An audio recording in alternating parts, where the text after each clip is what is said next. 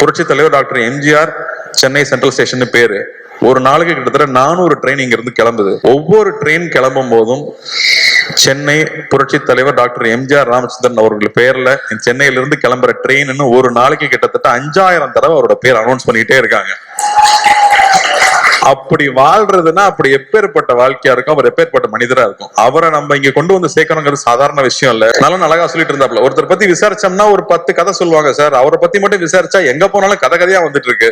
அவர் மக்களுக்கு போய் செஞ்ச விஷயங்கள், மக்களை போய் தொட்ட விஷயங்கள் 1-2 சொல்ல முடியாது, அவ்வளவு இருக்கு. ஒரு உதாரணம் சொல்றேன்.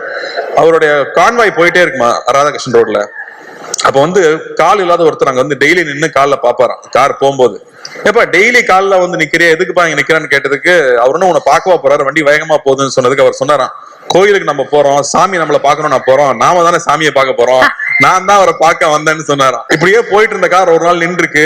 அவரே இறங்கி வந்திருக்காரு. கையில எவ்வளவு பழந்ததுன்னு தெரியாது, எடுத்து கொடுத்திருக்காரு. கடை வச்சு பொழைச்சிக்க, பீடி சிகரெட் விற்க கூடாதுன்னு சொல்லியிருக்காரு. சோ இப்படி அவரு கிட்ட அவரை பத்தி இன்சிடென்ட்ஸ் வந்துட்டே இருக்கு. சோ அவரோட கோடான கூட ரசிகர்கள் எல்லாரும் இருக்காங்க. அவங்க எல்லாரும் நிச்சயமா நாங்க திருப்திப்படுத்துவோம் நம்புறேன். சத்யராஜ் மாமாவும் இங்க இருக்காரு. நான் பயந்து தான் நடிச்சிருக்கேன்னு சொல்லுவேன். அவர்கிட்ட கேட்டுட்டே இருப்பேன். வாகேஸ்வர் சார் கேட்டுட்டே இருப்பேன்.